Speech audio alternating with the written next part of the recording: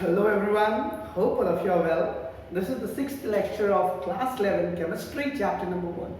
In the previous lecture we have informed you about the percentage compositions and average atomic masses. In this lecture we will specially discuss about the 7 fundamental units and the main important thing especially for writing scientific figures, that is scientific notation. These two things we will discuss in this lecture. So let's begin this lecture number 6. So let's start. Students, you know very well, to measure anything we require some units. As for example, if I talk about my weight will be measured in kilogram, gram or something else unit. You know very well, generally the masses of bodies are measured in kilogram.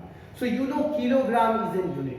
Similarly, the 7 fundamental units are measured for the measurable things like the physical quantities you can see here, the length, mass, time, electric current, amount of substances, luminous intensity and temperature. You can remember whatsoever you have known, just like length, mass, time, amount of substances, right? Luminous intensity, temperature, electric current, the things, whatever you remember, just remember what are their units. You know very well, length are measured in meters. The length symbol is L and the meter symbol is M. Masses are measured in kilogram, mass symbol is M and kilogram symbol is kg. Time are measured in second, second symbol is S and time symbol is T. Electric current are measured in ampere, electric current symbol I, ampere symbol capital A. Amount of substances are measured in mole, amount of substances denoted by N, mole denoted by mole. Luminous intensity measured in candela, luminous intensity denoted by LV candela CD. And the last one, temperature, whose SI unit is Kelvin denoted by K and temperature is denoted by T. So these are the 7 fundamental units by which anything can be measured. Dear student, the question can be related not only till the symbol, it can be related till the unit and dimension also.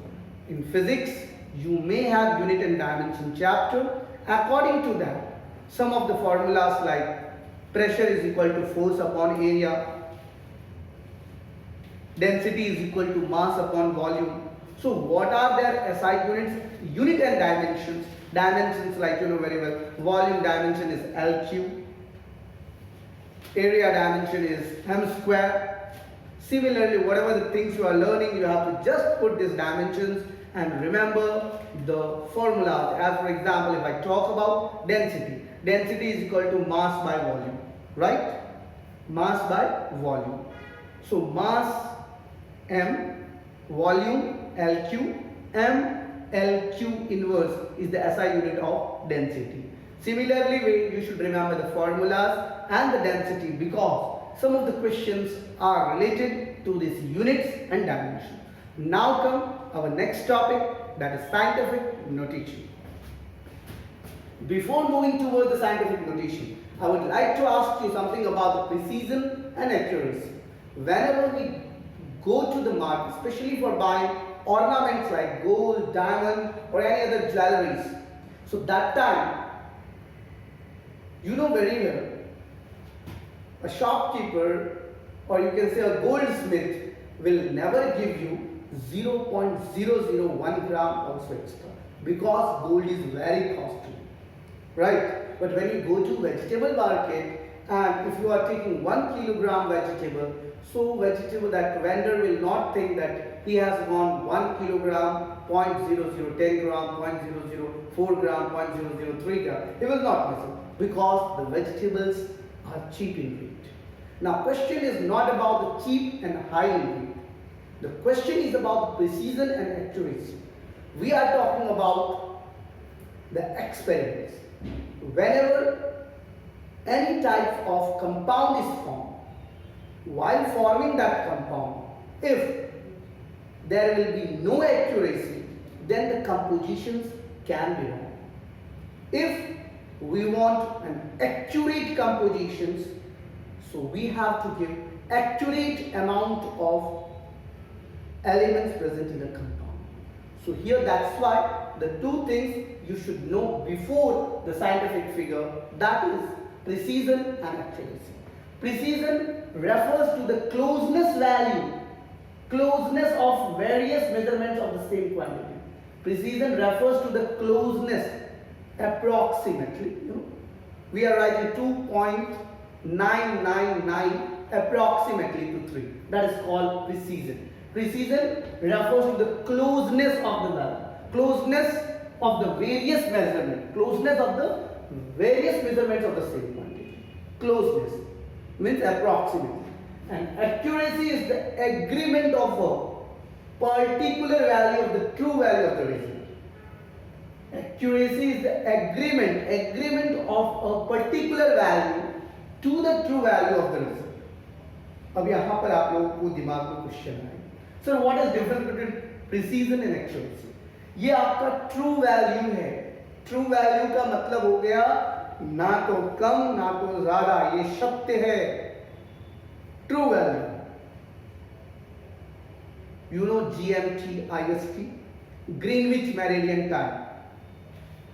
India का अगर आप major करोगे तो देखना +5:30 Greenwich meridian time. आप लोग जानते हैं कि लंदन में ग्रीनविच है, वहां से यूनिवर्स का सेंट्रल जो टाइम का मेजरमेंट है वहीं से हर जगह का, तो वहां से मेजरमेंट किया जाता है कि कौन से कंट्री का टाइम कितना आवर्स ज्यादा है. एक्यूरेट, क्या आपको लगता है कि वहां पे 1 सेकंड भी इधर से उधर कर देंगे? वहां पर टाइम को एक्यूरेट मान करके सारे कंट्रीज के टाइम का वेरिएबल थिंग्स दिया गया है. सिमिलर कोई भी हम एक्सपेरिमेंट करते हैं, एक्सपेरिमेंट करते समय देखना बहुत बार हम लोगों का जो कंपाउंड बनाना चाहते हैं, जो कलर आना चाहते हैं, वो कलर ट्रू नहीं हो पाता. इसके पीछे रीजन है जो हम एक्यूरेट अमाउंट में सब्सटेंस नहीं ले पाते हैं, एक्यूरेट अमाउंट में जो रिएक्शन होना चाहिए वो नहीं हो पाता है, एक्यूरेट टेम्परेचर पे जो रिएक्शन होना चाहिए वो नहीं हो पाता है. इसीलिए हमारा जो प्रोडक्ट है वो ट्रू वैल्यू नहीं होता.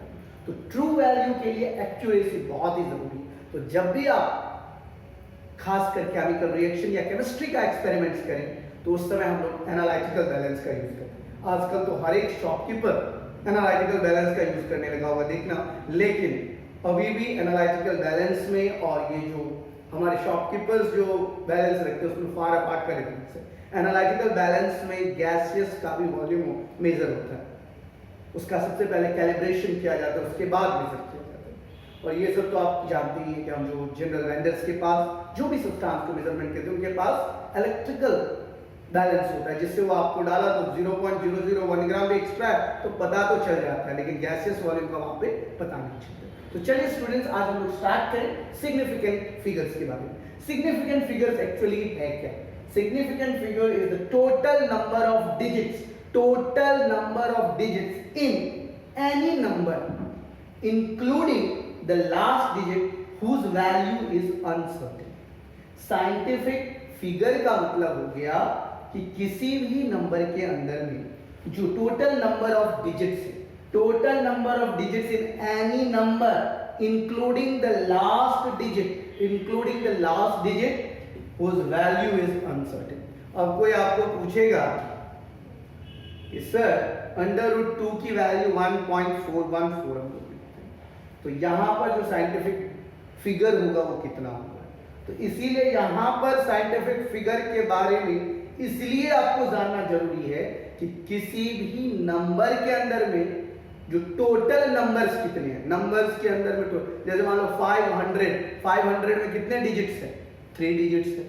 तो total number of digits in any number, जो नंबर ऑफ डिजिट्स हैं वो कितने हैं उसके बारे में आपको साइंटिफिक फिगर ज्ञान देता है. Total number of digits in any number including the last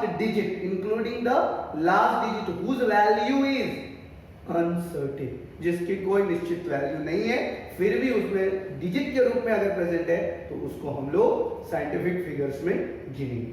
तो इसके कुछ रूल्स एंड रेगुलेशंस हैं साइंटिफिक फिगर्स के, जो आप लोगों को दिख रहा होगा स्क्रीन के ऊपर में। सबसे पहले कि इसके रूल्स के लिए आपको क्या फॉलो करना है, कि साइंटिफिक फिगर्स में ये रूल अगर हम लोगों को लर्न करना है, तो यहाँ पे मैंने कुछ 5 पॉइंट्स लिखे हैं, 6 पॉइंट वहां पे लिखा है, और राउंडिंग फिगर्स के लिए 3 पॉइंट्स वहां पे लिखा है। आशा करता हूँ आप लोगों को ये दिख रहा होगा, अगर नहीं दिख रहा होगा तो मैं जूम कर देता हूँ ताकि आप लोग ये पॉइंट्स को नोटबुक में क्लियरली लिख सके। तो students, let's start scientific figures rules. So here the first rule, you can see here the first rules of scientific figure is all non-zero digits are significant. अगर कोई भी नॉन जीरो डिजिट है, non zero digit का मतलब क्या हुआ कि अगर उसके बीच में कोई जीरो वीरो नहीं है, नॉन जीरो डिजिट है। एज फॉर एग्जांपल यहाँ पे 768 सेंटीमीटर, 768 सेंटीमीटर में कितने डिजिट होंगे students? Total number of digits 3 होंगे। 0.768 इसमें भी टोटल नंबर ऑफ डिजिट्स कितने होंगे? 3 होंगे। मतलब all non zero digits are significant. Significant का मतलब होगा यहाँ पे उस डिजिट को आपको काउंट करना है, तो दैट इज कॉल्ड सिग्निफिकेंट। तो first point, all non zero digits are significant. तो यहाँ पे आप लोग पहला पॉइंट समझ गए, कोई भी नंबर्स में कितने डिजिट आपको काउंट करना है वो रिमेंबर। यहाँ पे आप लोग बोलोगे कि 0, इसीलिए फर्स्ट पॉइंट ही मैंने लिख दिया है all non zero digit. Non zero digit का मतलब वो जीरो नहीं है, उसको हम लोग सिग्निफिकेंट कहेंगे।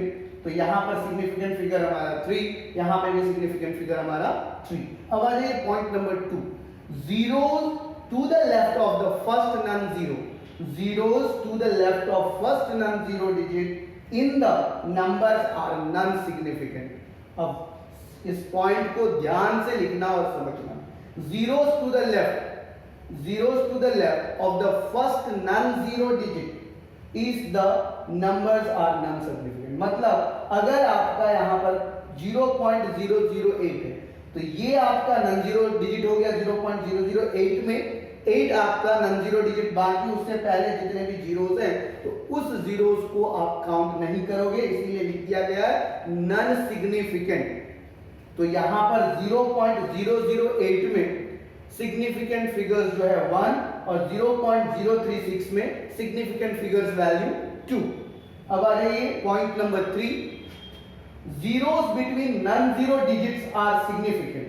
हाँ, अगर कोई दो नॉन जीरोस डिजिट है और उसके बीच में अगर जीरो है तो उसको आपको काउंट करना है, वो आपका सिग्निफिकेंट है। एज फॉर एग्जांपल 3.05, 3 और 5 इस दोनों के बीच में है और दोनों जो है हमारा नॉन जीरो डिजिट है, इसीलिए इसको काउंट करेंगे और यहाँ पर हमारा सिग्निफिकेंट फिगर वैल्यू 3 होगा। आ जाइए fourth point, zeros to the right of the decimal point, right of the decimal point are significant। आप बोलोगे कि sir right to the significant figures होगा या नहीं होगा? Yes, zeros to the right of the significant, zeros to the right of the decimal point are significant। अब यहाँ पर 6.00 इसका मतलब हो गया total significant figure value 3, 0.060 तो यहाँ पर 60 को काउंट करेंगे और ये हमारा सिग्निफिकेंट फिगर वैल्यू 2 हो जाएगा, 0.6000। तो यहाँ पर जो है हमारा सिग्निफिकेंट फिगर वैल्यू 4। मतलब ऐसा मत सोचना पॉइंट के राइट में अगर 0 है तो उसको काउंट नहीं करेंगे। यहाँ पर वही चीज मैंने पॉइंट नंबर 4 में लिखा है, अगर तुम्हारा पॉइंट के बाद कोई नॉन जीरो डिजिट है और उसके बाद राइट में जीरोस बढ़ते जा रहे हैं जैसे 2.000 तो ये तुम्हारा infinite number of significant figure होगा। तो यहाँ पर पॉइंट के राइट साइड में तुम जितने भी जीरोस डालोगे, क्योंकि वहां पे तुमको पता नहीं है, अनसर्टेन है, इसीलिए जितना जीरो होगा वो आपको काउंट करना है और वो सिग्निफिकेंट होगा। Next, if a non-zero ends in, मतलब कोई भी नंबर है जो जीरो के साथ एंड होता है। अब यहाँ पर बहुत ही important question, if a number ends with 0 that are not right to a decimal, that are not right to a decimal मतलब डेसिमल से पहले लेफ्ट है, that are left to the decimal, तो क्या उसके जीरोस को काउंट करेंगे? तो यहाँ पे लिखा yes may or may not be significant, हो भी सकता है नहीं भी हो सकता है।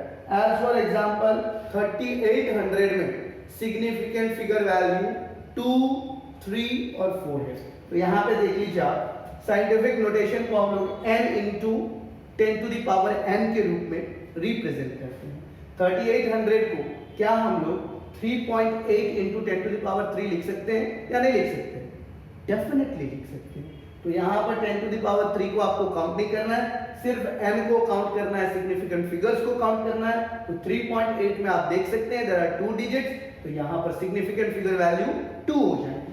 3800 को क्या हम लोग 3.80 लिख सकते हैं? Definitely 3.80 into 10 to the power 3 हम लिख सकते हैं। और यहाँ पर जो नंबर ऑफ डिजिट्स है 3 है, तो इसीलिए सिग्निफिकेंट फिगर वैल्यू 3 होगी। 3800 3.800 इंटू 10 टू द पावर 3 लिख सकते हैं, डेफिनेटली लिख सकते हैं। और इसमें हमने देखा कि सिग्निफिकेंट फिगर वैल्यूज 3। तो बच्चों सबसे पहले, सॉरी यहाँ पर हमारा 4 है नॉट 3, तो 3.00 तो क्या आप काउंट कर सकते हैं 1 2 3 4, तो यहाँ पर हमारा सिग्निफिकेंट फिगर वैल्यूज 4 हो जाएगा। तो साइंटिफिक नोटेशन को हम लोग इस वे में लिखते हैं। इसीलिए जो लास्ट पॉइंट है, if a number ends with non-zero that are not to the right of a decimal, then the zeros may or may not be significant. So here you can see 3800 can be written as significant figure value 2, significant figure value 3, significant figure value 4. अब यहाँ पर अगर rounding off करना है कोई number, जैसे point के बाद 3 डिजिट्स जनरली हम लोग लिखते हैं, तो थर्ड डिजिट का अगर हमें राउंड ऑफ करना है तो फोर्थ डिजिट से हमें पता चलेगा कि थर्ड डिजिट हमें कैसा रखना है। आप लोगों ने square and square root, cube and cube root chapter में ये चीज बहुत ही अच्छे से पढ़ा होगा।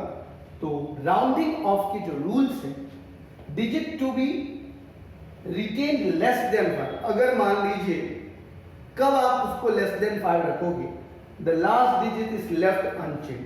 अगर 5 से कम है, जिस डिजिट को आप चेंज करने जा रहे हैं, जैसे मान लीजिए थर्ड डिजिट को आप चेंज करोगे, फोर्थ डिजिट अगर आपका 5 से कम है, लेस देन 5 है, तो वो अनचेंज, जो थर्ड डिजिट है आपका जैसा का वैसा ही रहेगा। जैसे आज फॉर एग्जांपल 2.4142, 2.4142, तो 2.4142 में जो आपको पता है कि फोर्थ डिजिट जो है 2 है, विच इज लेस देन 5, तो 2.414 रहेगा।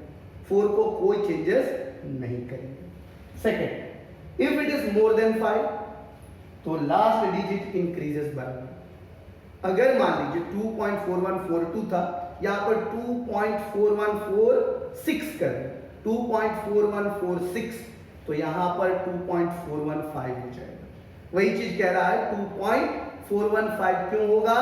क्योंकि ये 5 से ग्रेटर, यही चीज है। If it is more than 5, digit to be, जिस डिजिट को आप चेंज करने जा रहे हो, अगर उसके बाजू वाला डिजिट 5 से ग्रेटर है, तो उसमें आपको +1 ऐड करना है। अगर वो 5 के बराबर है, यहां पर छोटा और बड़ा से आप समझ गए, अगर 5 से छोटा होगा तो डिजिट में कोई चेंजेस नहीं होगा, 5 से बड़ा होगा तो +1 कर देंगे। लेकिन अगर 5 के बराबर होगा तो क्या करेंगे? अगर फोर्थ डिजिट आपका 5 के बराबर होगा तो क्या करेंगे? तो हम लोग देखेंगे जो थर्ड डिजिट जो है हमारा ऑड है या इवन। अगर ऑड होगा तो +1 करेंगे, और अगर इवन होगा तो उसमें कोई चेंजेस नहीं। तो बच्चों ये था हमारा साइंटिफिक नोटेशन। ये सारे रूल्स को आप लोग अपने नोटबुक में लिख लीजिए। अगर नहीं लिखना है तो आप स्क्रीनशॉट ले लीजिए, ताकि आप लोगों को ये समझ में आ सके साइंटिफिक नोटेशन आपको किस तरीके से लिखना है।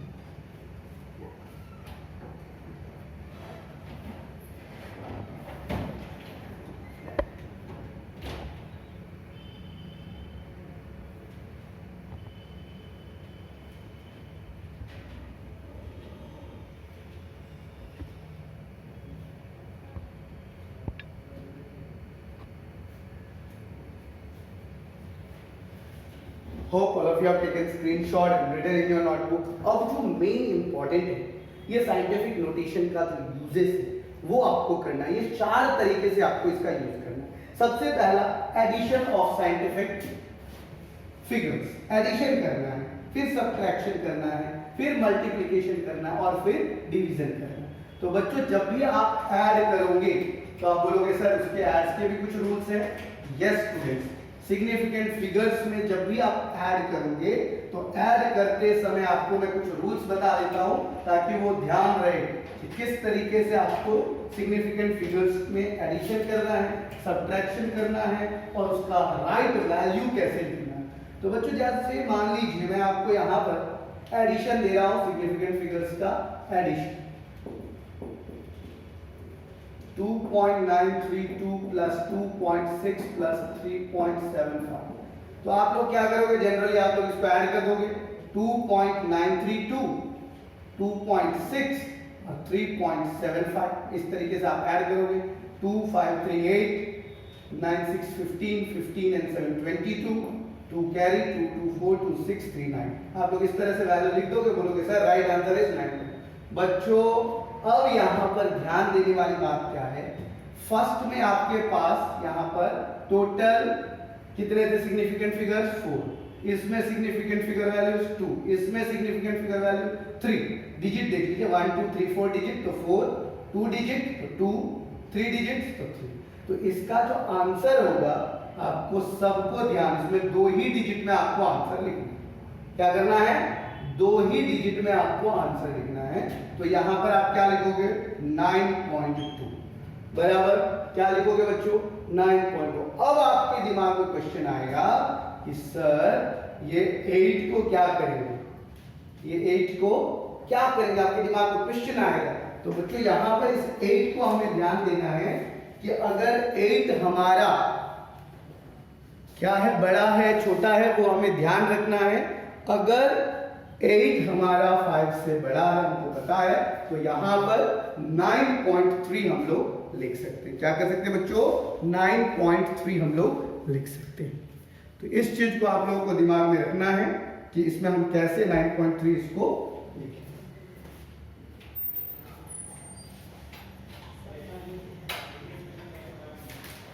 तो ये था बच्चों हमारा सिग्निफिकेंट फिगर वैल्यूज। अगर आप लोगों को इसमें कोई भी डिफिकल्टीज हो तो आप लोग कमेंट बॉक्स में कमेंट करना ताकि मुझे पता चल सके कौन सा पॉइंट आपको नहीं समझ में आया। बाकी की चीजें हम लोग नेक्स्ट वीडियो में डिस्कस करेंगे। ये था क्लास लेवल लेक्चर नंबर 6।